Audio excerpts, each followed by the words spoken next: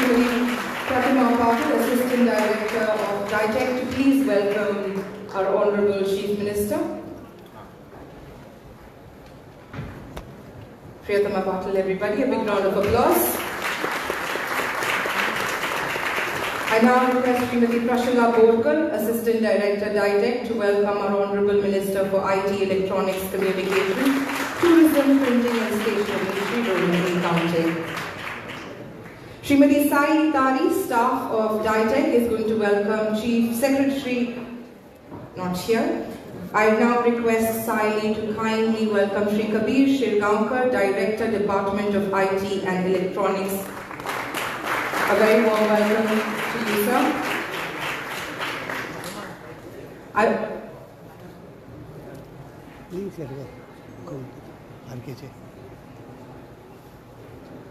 I now request ma'am to kindly welcome Shri Praveen Volvotkar, Managing Director, Infotech Corporation of Goa Limited. A big round of applause.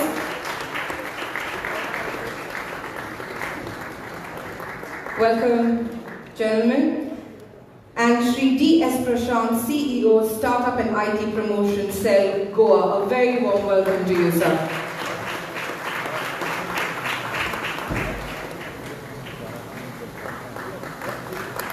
Let the claps be very loud because thank you for the vision, thank you for bringing this event together. I now request all our dignitaries to please light the lamp on this auspicious occasion and mark the beginning of innovation meeting reality, all the ideas coming to life. Ladies and gentlemen, a big round of applause, please.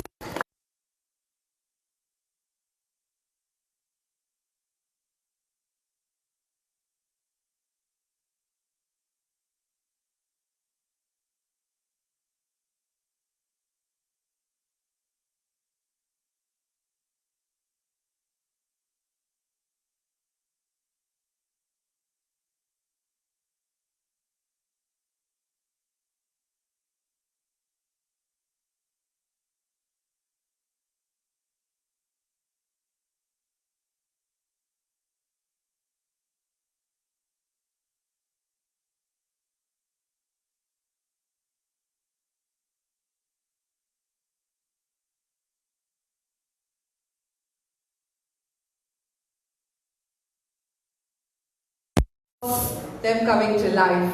I now request our host, Shri Kabir Shirgaonkar, Director of Department of IT, Electronics and Communication, to kindly present the welcome address. A big round of applause, please.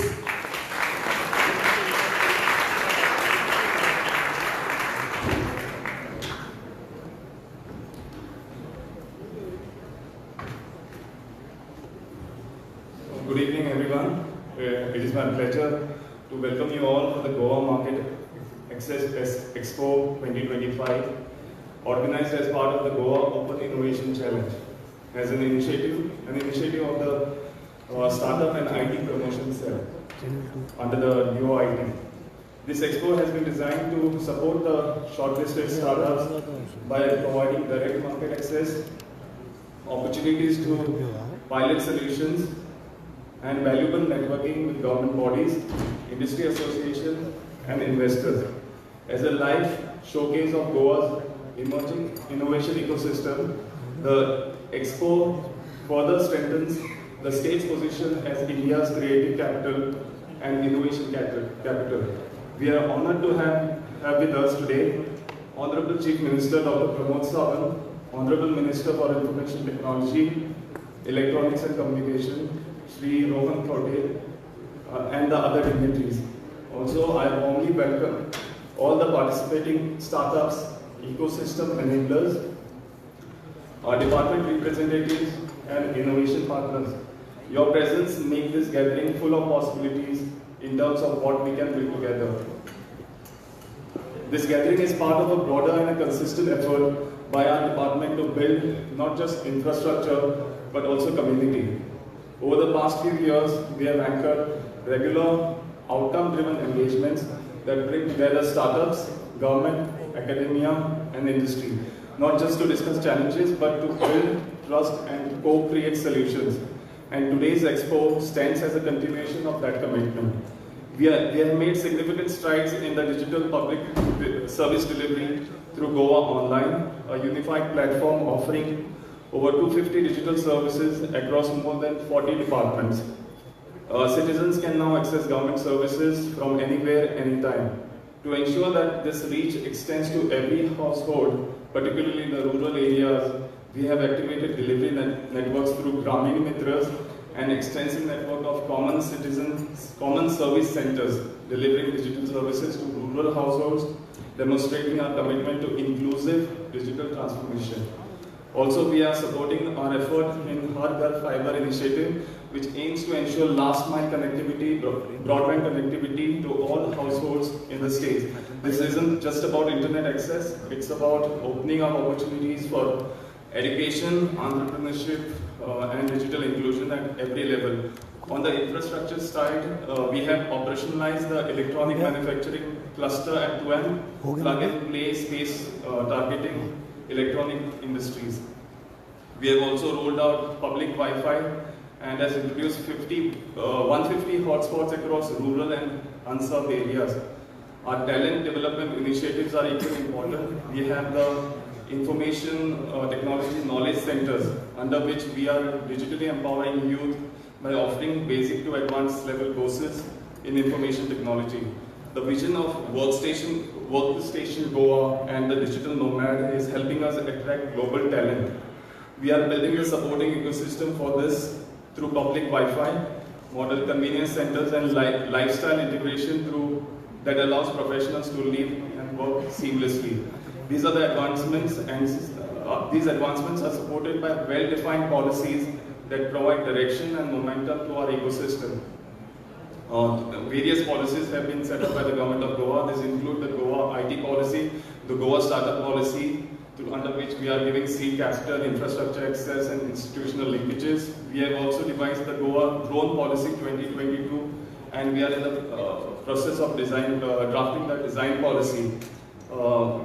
Through this Goa Open Innovation Challenge, we have proven that Goa is open to collaboration, experimentation, and scalable impact. We look forward that this platform shall act as a catalyst that takes ideas from concept to implementation right here in Goa. Thank you. Thank you, Mr. Kabir. We applaud your vision and the vision you have for Goa and everybody who is here for progress, for innovation, for IT. Next, I request Shri D.S. Prashant, CEO, Startup and IT Promotion Cell Goa, to kindly speak with us and present his ideas too.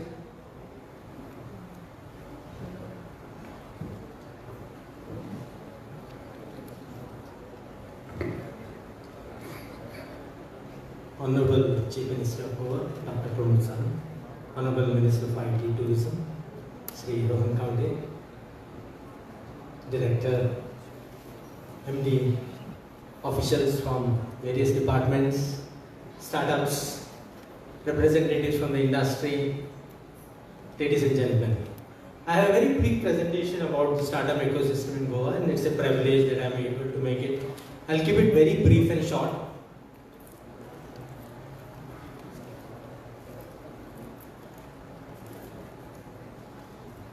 I think our country is having a great outlook at present.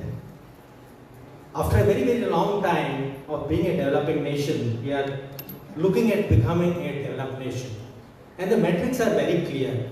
One of the metrics is to make India a $30 trillion economy.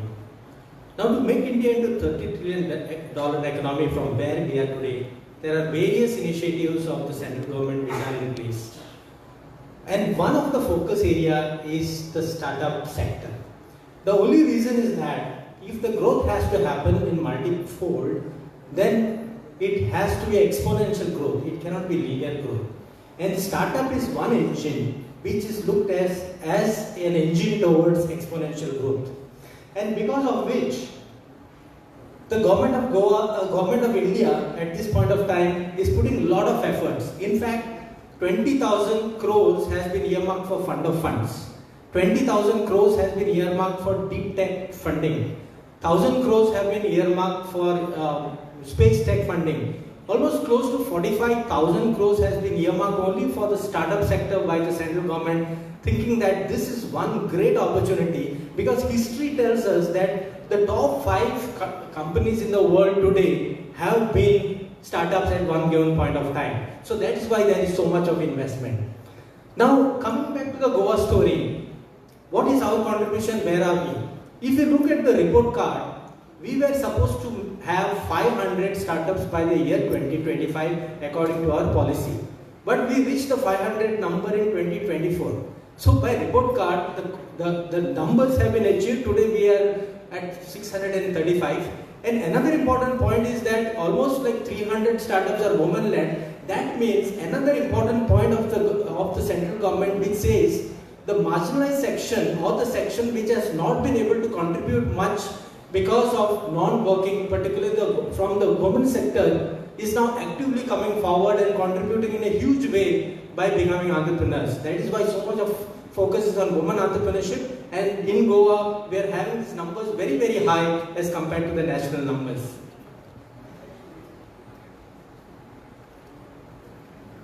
Now this is a breakup of the Goa story. We have close to a quarter of startups in the IT sector. Interestingly, food and beverage is another important sector for us. Then we have also in medtech, and we also have tourism and tech. The startup enabling sector in Goa is pretty good. We have good incubators. We have more than 15 co-working spaces, co-living spaces. Then we have tinkering lab, venture studio, maker space. Another important point to highlight here is that 1,300 crores have been raised by startups who are from within Goa. And the kind of support which has gone to the startup is close to around 15 crores, both central government and the state government. So these are the various incubators which are supporting the startup ecosystem in Goa. Now coming to the point of how we can contribute. Now today we are a $13 billion economy in our state. And if you want to create at least $1 trillion economy over a period of like by 2024, then focusing on startup is one critical area for that. And over the last 2 years, there has been a lot of deliberation on what is the best area to be.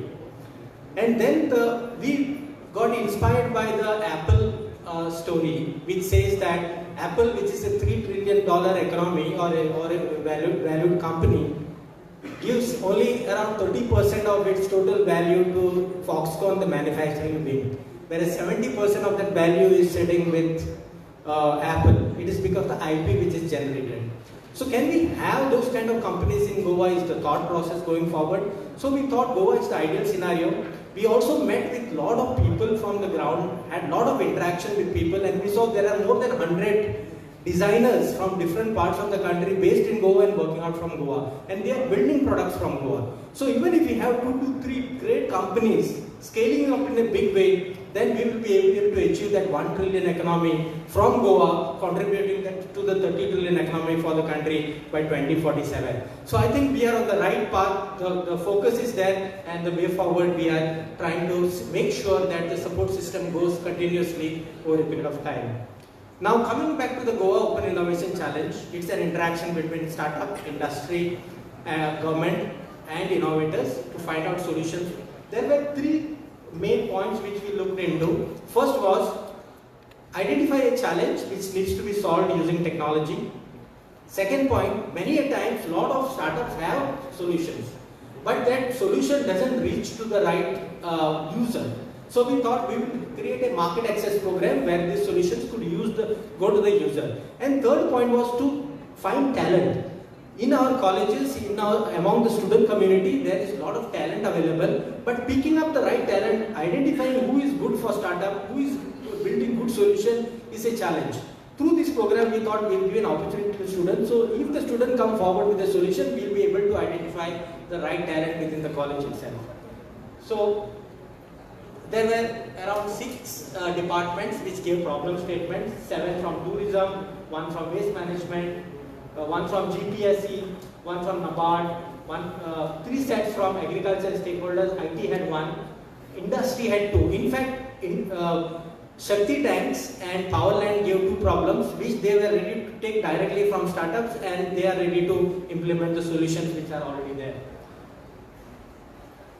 In fact, sir, to highlight, we received more than 550 applications. So we shortlisted the complete one, 548. After that, we sent it to the incubators who have the experience of shortlisting, the first shortlisting. Then we had a committee which was created within the department, including the industry representation and also from the department, the host department. And finally, we have shortlisted the startups who could implement this. And out of this, 25% of the solutions came from startups from Goa, and 20% of the startups were unique startups were from Goa out of the total application numbers. The breakdowns we have given. So we partnered with so many players here. It is not just a singular point of action, it is a whole ecosystem support which we want to create over a period of time. So this is in brief about the whole Goa Open Innovation Challenge, sir. So many a times it so happens, because startup is a developmental activity, we ask, what happened after the program, because we do a program and the results don't come immediately. But for a change, this is one program where we can see how many startups were ready to implement good solutions and how many startups will actually finally implement the good solution. So a complete matrix can be laid out, and we'll be happy to find good solutions to be implemented. Thank you very much, sir. Thank you so very much, sir. As you've been told, it's all about action. Ideas that turn to action, pilots that actually get implemented. And a picture is worth 1,000 words. Even though we tell you this has happened, that has happened, I think a quick audio visual of what Goa Open Innovation Challenge has been all about will help you learn more about it. Can you have the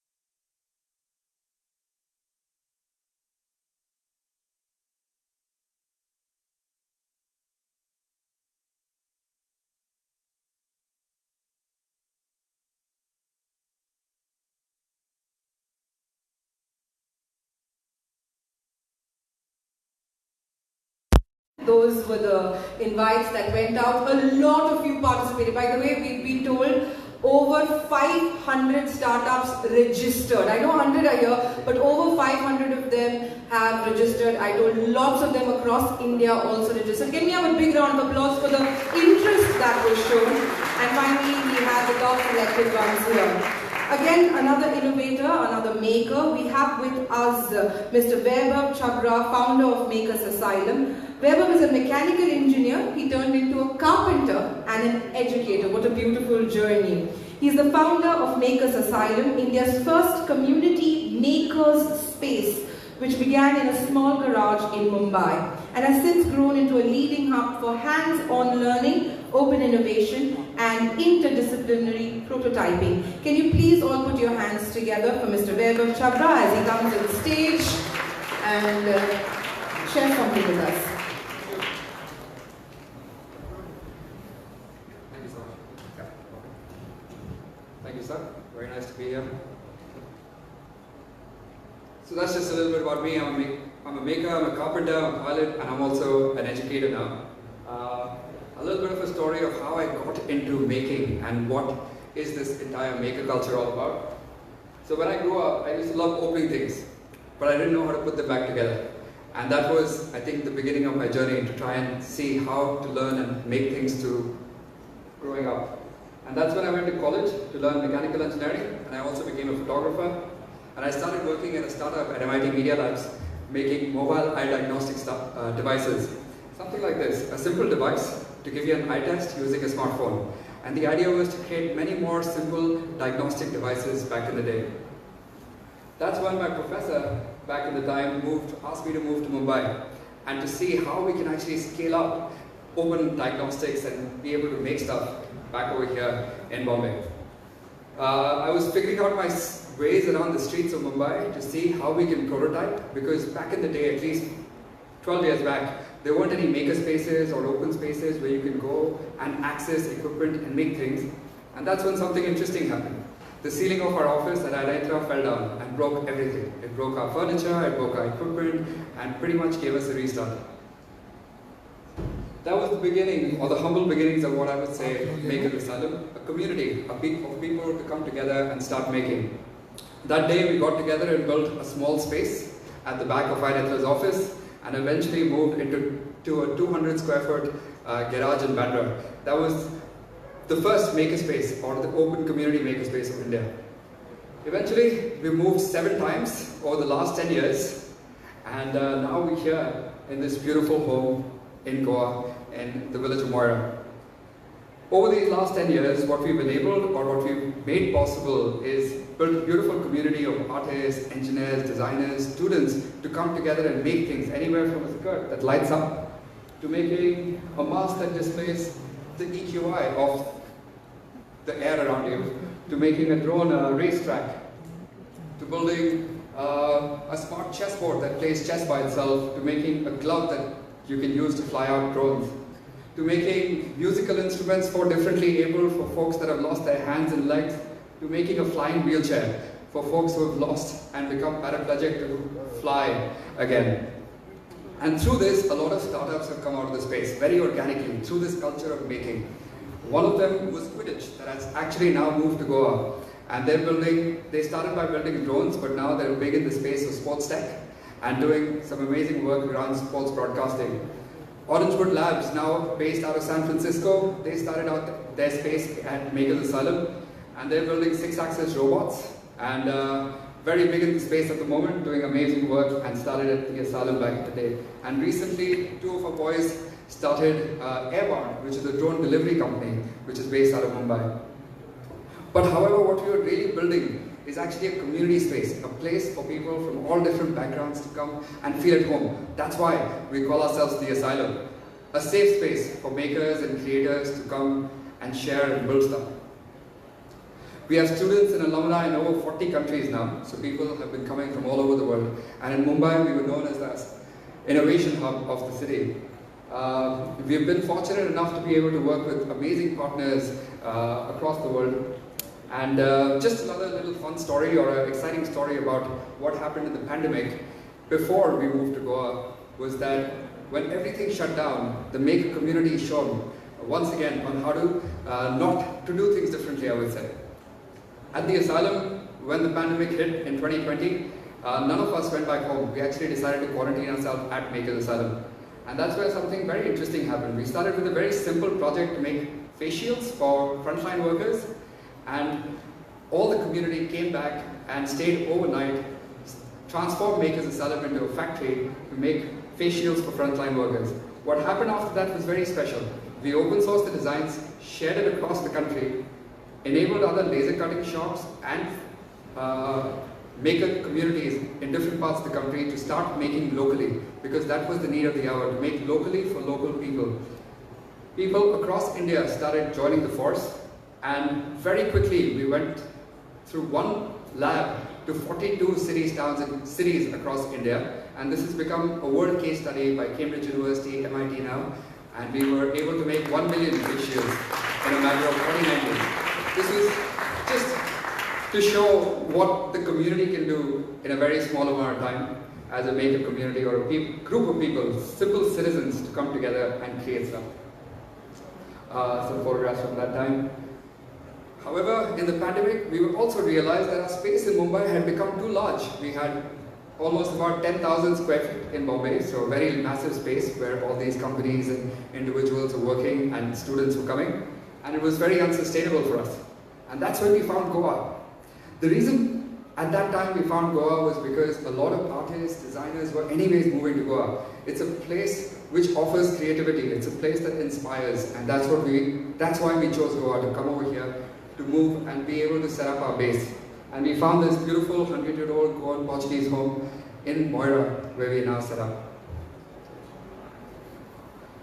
What's also interesting is Moira is known to be the woodworkers' village, and that's pretty much our story. It was coincidence or whatever you call it, but it was a place where we found home, a place which became our community space.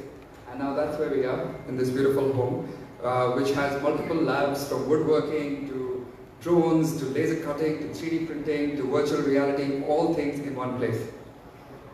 The first project that we took up over here was actually building open source concentrators. Now the reason why this project is interesting is because this was completely made in the pandemic in Goa, in the second wave of the pandemic, when oxygen concentrators was a big problem.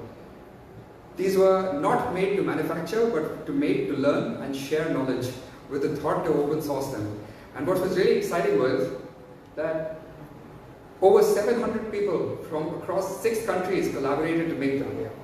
So this is now a beautiful case study and actually part of Cambridge University's lecture series, because of the reason that it's all about actually open sourcing and learning in a distributed, decentralized manner.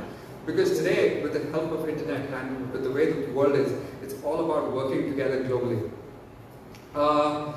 The students and innovators that have been coming to Makers Asylum have been coming from all over 50 cities now, and coming every day to learn different skills in Moira, learning from carpentry to metalworking to pottery to 3D printing, all of these skills at one space. There lies, I think, a beautiful opportunity, because Goa has been inspiring as a creative hub. It's a place where creative people have been finding a way to come down to. And that's when I think we realized something beautiful can happen over here. I've also been fortunate to travel to a lot of creative hubs across the world, and for various reasons. One of them being New Lab, which happens to be in New York. It's a place for creative people to come together, share a space, share labs, and be able to co-innovate and co-create. There is another one called NSDM in Amsterdam. Amsterdam is known to be one of the most creative and design-forward spaces, because it is a place of design and it's a place of creativity. There is the Meatpacking District in Copenhagen, which is also a culmination of innovation and creativity in one place. And I think Goa has that beautiful mix and inspires creativity. That's when we happened to meet Honorable Minister Kante, who came to visit us at Makers Asylum, and I think we coincided on this beautiful vision of seeing Goa as the next big design district of the world. A place where designers, architects, people who've already been gravitating in Goa, giving them a combined home, a place where all of this can come together. Because we know, and I think this has been proven multiple times, when people come together and unite, this word and the voice is much more stronger. And that's what we imagine, and that's what we dream of creating in Goa. A design village, a design hub for people, artists, engineers, designers to come together and cohabitat a place. There are so many amazing people who are already there in Goa, as we can see, and the idea is to give them a collective home, a place where people can come together and build. And that's what we look forward to making happen with multiple labs in space. That's our dream, and we hope to make this possible. Thank you so much. That's us.